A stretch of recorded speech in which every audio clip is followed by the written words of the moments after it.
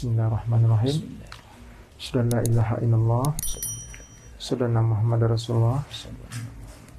Ya Allah, ya Rahman, ya Rahim, mohon ridhonya, mohon kesembuhannya dari segala penyakit yang hamba alami melalui pengobatan ini.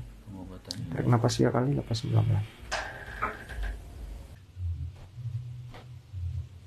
Pas sakit aja demamnya nggak boleh, nggak dibahas mereka. Iya. Biasanya sih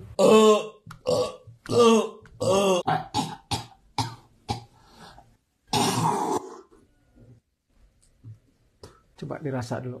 Ada perubahan nggak? Ada kan? Tadi kayak nyesek banget ya. Sakitnya ke pas dipegang atau kerasa dalam? Kemarin waktu nggak dipegang sakit juga. Nah sekarang dipegang, ini udah mulai dia nggak hilang nih. Ya. Karena ya semua itu karena gas, ya kan? Jadi sesak, begah, yaitu pengaruh dari gas tadi. Ya, ini kadang-kadang nyeri hulu hati juga gitu.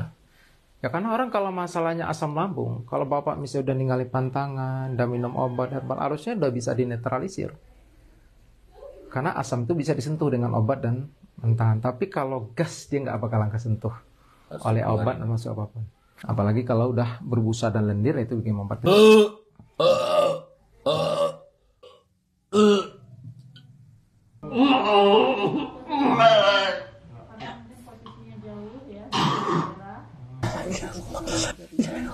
Kemudian ada masalah juga dengan sistem sarafnya ya.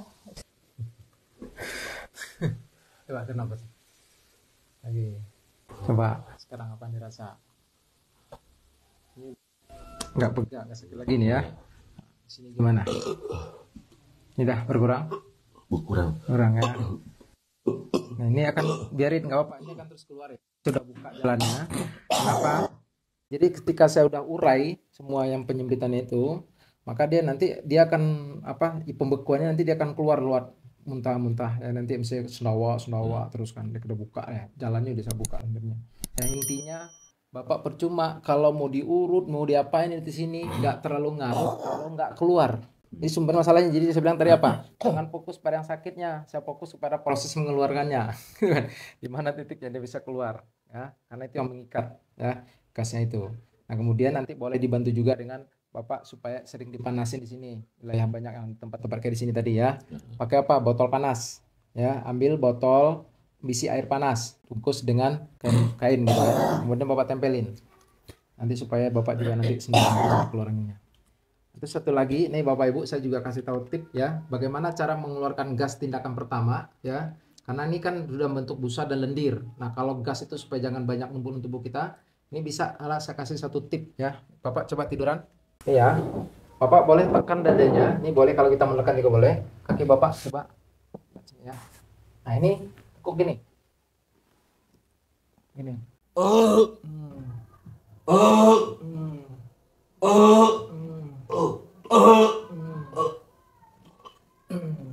Siapa ya? Ya, itu tip dari saya. Itu tindakan pertama untuk ngeluarin gas. Tapi kalau udah berbusa dan lendir nggak bisa. Itu harus bantu terapi atau bantu dengan luar. Karena kan sebelah tadi, bapak kan sensitif nih, ya, pori-porinya. Ya, bapak sering menggunakan AC, kipas angin, dia akan selalu masuk udara itu. Selama dia berupa hawa, masih bisa kita keluarkan. Tapi kalau udah lamaan, udah bentuk busa lendir, nah itu jangan sampai terjadi. Sebelumnya apa yang bapak rasakan keluarnya? Waduh, begah, nggak bisa makan, rasanya nggak enak, perutnya rasanya kenyang aja. Kenyang nggak jelas ya, kena angin ya. Terus Tidak makan tapi kenyang. iya, sesak ya. Sesak napas, dibawa jalan sedikit udah sesak, Capek ya. macam orang sakit jantung kesannya. Betul. Sementara kita diperiksa nggak ada sakit jantung. Nggak ada penyakitnya ya. Iya. Terus kata dokter apa?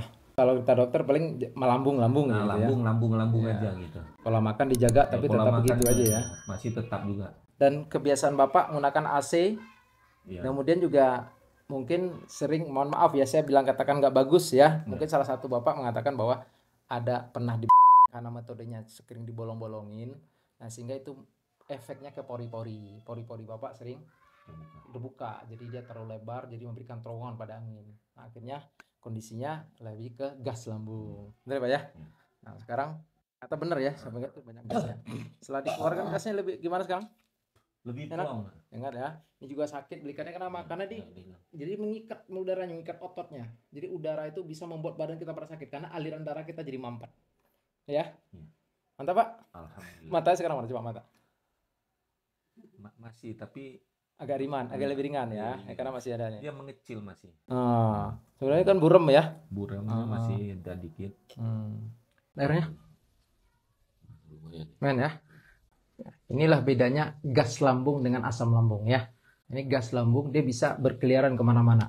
Bisa ke pembuluh darah, bisa ke jantung, bisa ke paru, saraf, otak. Tapi kalau asam lambung enggak. Gitu. Jadi kalau Anda sudah ninggalin pantangan, dan minum obat, menjaga pola makan, tapi kok masih kerasa sensasi cemas, begah, kembung, sesak, kepala kelengan, itu saya kasih tahu dominannya karena gas. Oke. Masalahnya sering urut juga. Oh iya, tapi beda ya. Oke. Saya tidak melarang Bapak minum kopi, cuman masalahnya kalau Bapak minum kopi, akhirnya Bapak makannya jadi malas, saya nggak sarankan. Kadang-kadang gini, kopi itu seperti kayak ada doping. Ngerti nggak? Karena orang katanya, cukup dengan kopi ngerokok aja nggak makan nggak masalah. Nah, akhirnya apa? Lambungnya sering kosong. Nah, itu sering diisi sama angin, itu bahaya. Tapi kalau Bapak masih bisa normal, makan nggak masalah. Tapi saran saya kopinya jangan pakai gula pasir. Jangan juga kopinya kopi kemasan. Kopinya kopi tumbuk, kopi giling yang murni. Iya, saya dari Aceh ini. Nah, itu lebih bagus. Dan gulanya hati-hati. Saya pakai gula aren. Oh, nggak apa-apa kalau gula aren. Tambah kayu manis lagi. Bagus. Saya nggak bisa minum gula pasir. Oke, nggak apa-apa. Karena memang Bapak sebenarnya lambung Bapak nggak terlalu masalahnya apa gas tadi. Bukan asamnya masalah. Sumber dari akar masalah penyakit itu semua berhulu dari pencernaan. Jadi pabriknya di situ. Kalau pabriknya kita bersihkan, maka kita terhindar dari penyakit-penyakit yang berbahaya. Gitu loh. Jadi sebenarnya detox ini fungsinya bukan hanya orang yang sakit, tapi orang yang nggak sakit, yang sehat pun harus mencegah. Karena apa? Karena terjadi penyakit itu terjadinya penumpukan toksin tadi. Maka harus kita buang.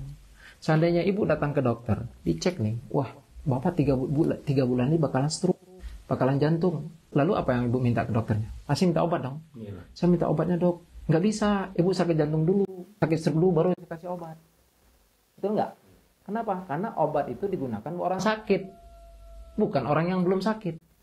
Karena sifatnya kuratif. Kalau ini preventif. Jadi sebelum sakit kita cegah, kita bersihkan, jangan sampai terjadi sakit. Itu loh tujuannya. Jadi kalau makanya obat itu diambilnya kalau udah ketahuan kasusnya baru kasih obat gitu loh. Orang belum ketahuan kasusnya kasih obat kan bahaya gitu loh. Herbal enggak. Mudah-mudahan Bapak udah jauh lebih baik.